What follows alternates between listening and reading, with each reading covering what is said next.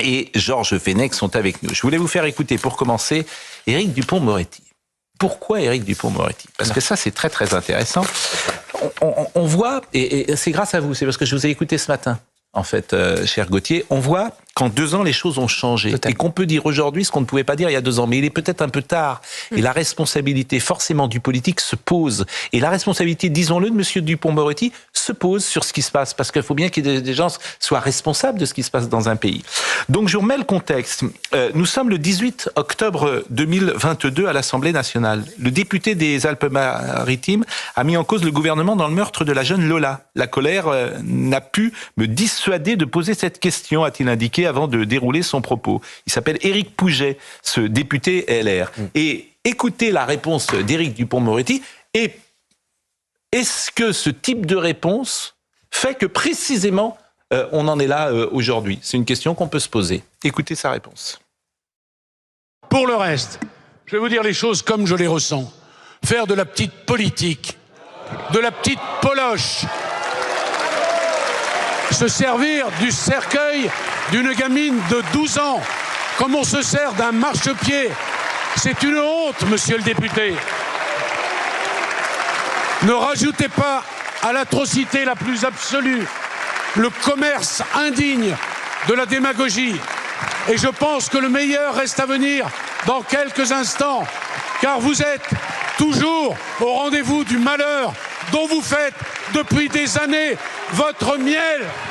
Et tous ces gens qui se sont levés là, à l'Assemblée, tous, ils sont peut-être responsables de la situation d'aujourd'hui. Eugénie Bastier. Je suis très agacée par ce procès en récupération. Quand on accuse effectivement la droite de réclamer des mesures sur l'immigration, quand il y a un fait divers, et qui, à mon avis, n'est pas un fait divers, une affaire qui implique un migrant qui a commis un crime. Je veux dire, c'est absolument normal. La semaine dernière, vous aviez les viols de Mazan, le procès de Mazan. Ça a suscité une émotion collective.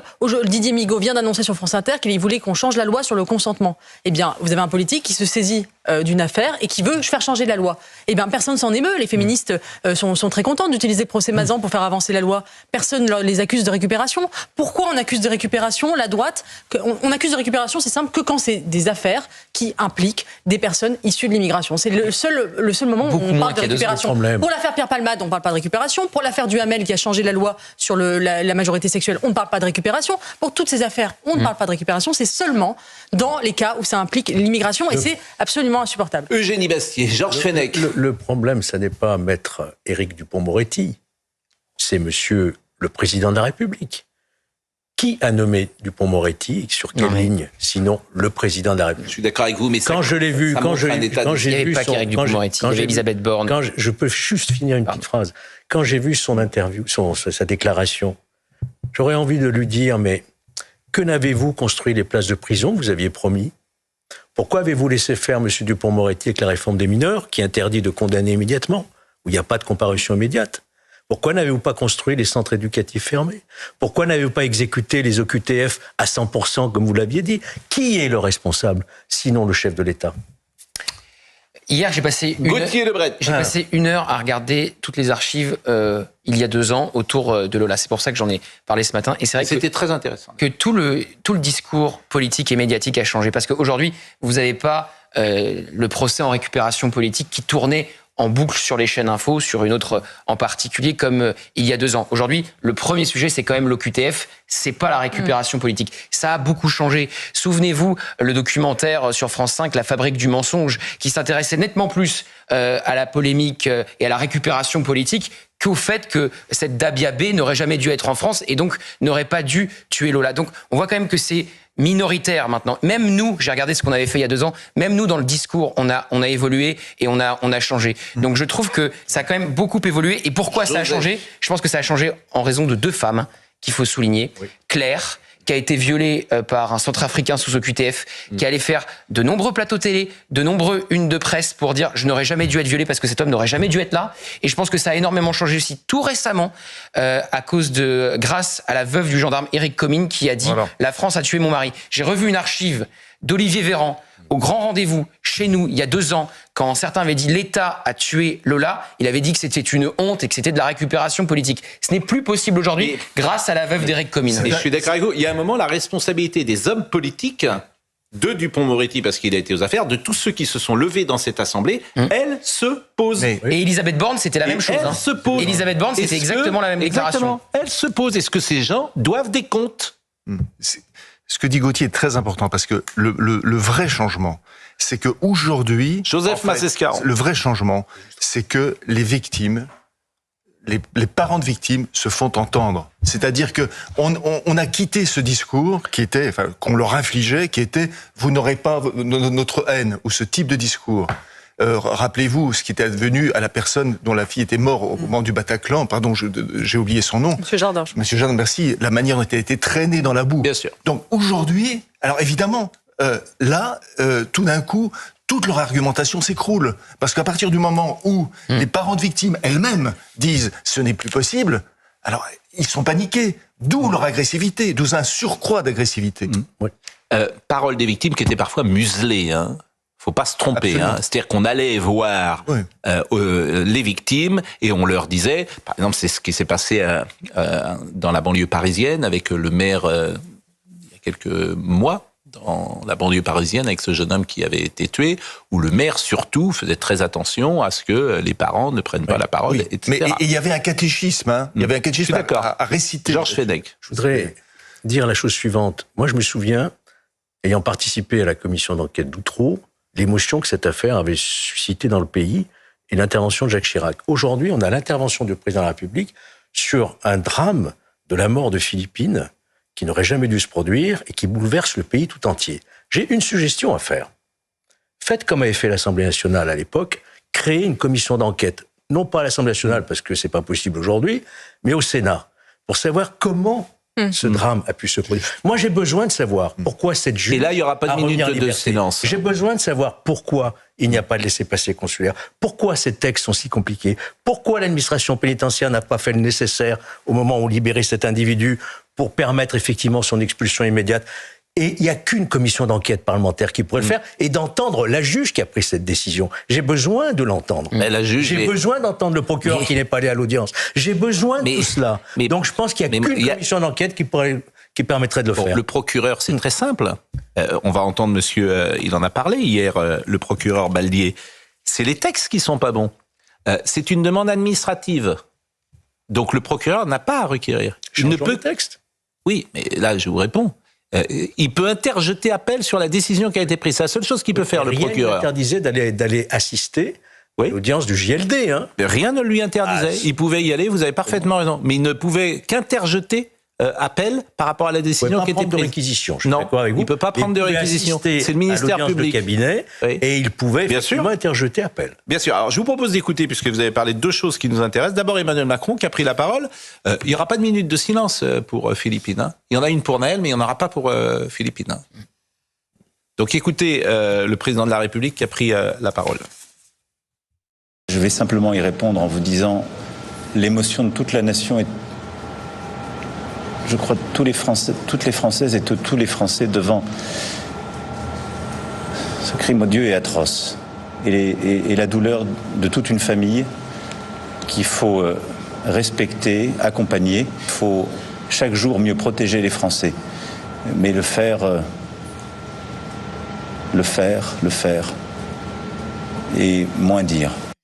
Oser dire le faire 3 fois et moins dire, alors que c'est tout ce qu'il n'a pas fait. Il a beaucoup dit et il n'a jamais fait. Il a promis lors de son premier mandat, hors période électorale, en plus, de réaliser 100% des obligations de quitter le territoire français. On est à 10%. Donc lui, il a beaucoup dit et il n'a certainement pas fait. Et il renvoie la balle à son gouvernement qui est là depuis 48 heures, alors que lui, ça fait 7 ans qu'il est en place. Vous savez, moi, je discute beaucoup avec des policiers. Virginie Giraud. Qui me disent toujours la même chose. Les viols de rue, les agressions de rue augmentent de plus en plus, notamment dans Paris.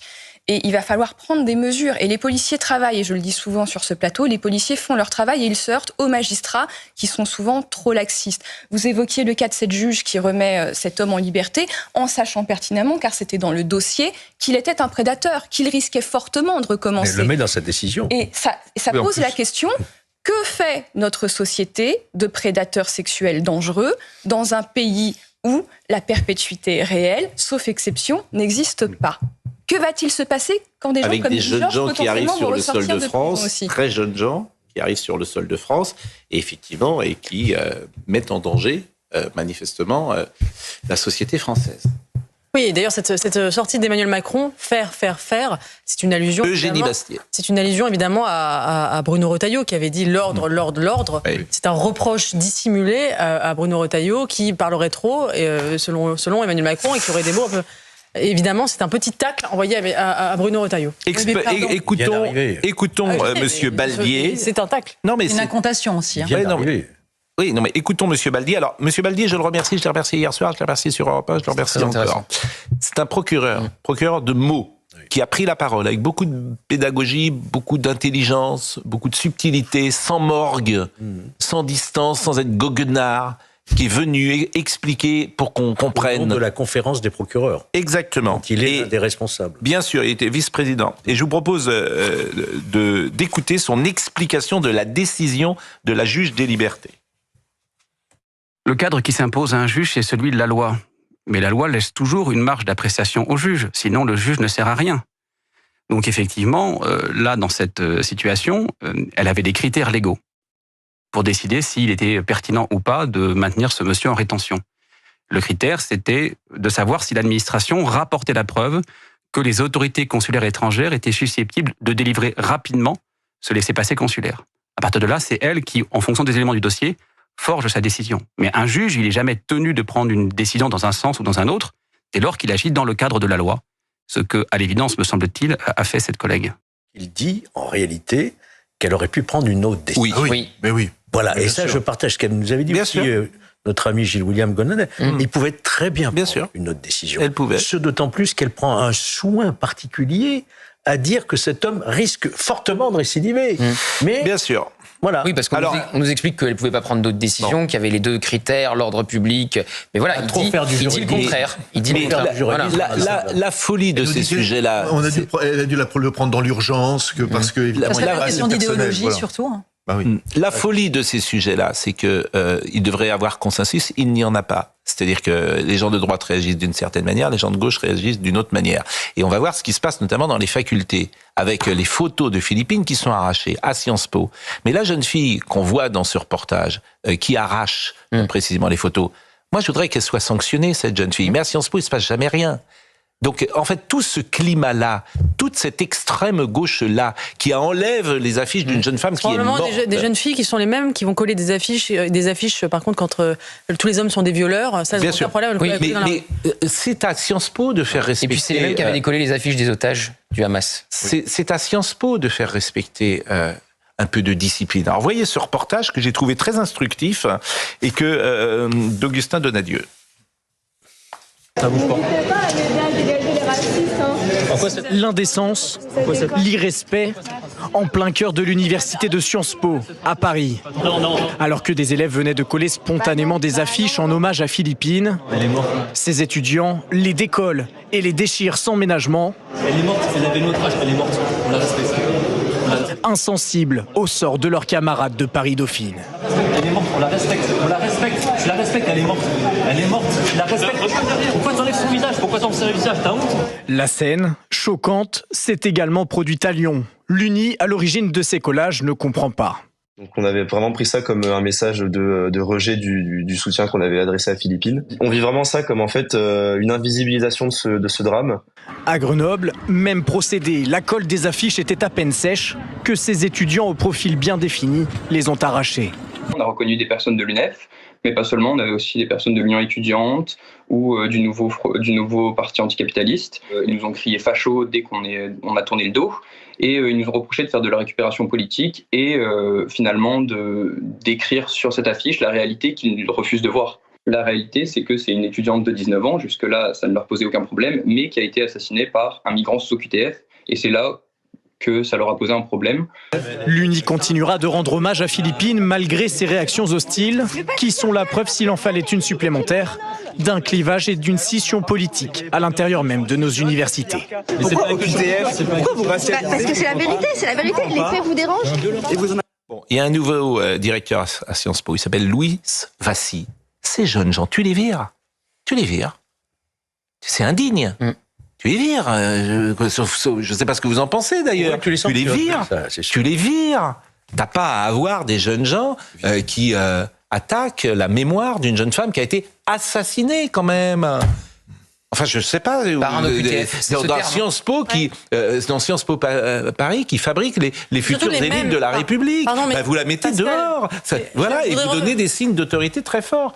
Pascal, ce sont les mêmes quand même qui dénoncent les amalgames aujourd'hui, qui ont passé les dernières semaines à nous dire que tous les hommes étaient des violeurs après l'affaire des viols de Mazan et l'affaire Gisèle Pelicot. Et ça, il n'y avait aucun problème. On demandait à tous les hommes de France de se sentir complices. Alors là, c'est un amalgame encore plus énorme que de dire les OQTF. Oui, parce que c'est hallucinant. Les prédateurs sexuels OQTF n'existent pas. En revanche, le patriarcat existe. Le patriarcat se promène dans la rue, le patriarcat assassine, le patriarcat enterre, le patriarcat passe la Suisse, marche dans la rue. En revanche, la réalité... Non, en revanche, la réalité qui est le réel, c'est cet OQTF. C'est pas, c'est ça le réel. Bien sûr. Non, mais pardon, c'est surtout qu'il y a les bonnes et les mauvaises victimes. Bien sûr. Ces personnes. En termes de militantisme, c'est d'une indécence totalement abjecte de choisir qui est victime, qui est coupable. Pardonnez-moi, mais quand vous défendez l'humain dans toute sa généralité. Ça s'appelle l'humanisme. Et ces gens sont d'une inhumanité régulière. Depuis le 7 octobre, voilà, je trouve qu'ils se conduisent plus comme des militants au quotidien que comme des étudiants. Et ça n'a rien à voir au sein de cette institution comme de toutes les autres. Ça ne devrait pas avoir lieu d'être. Puisque vous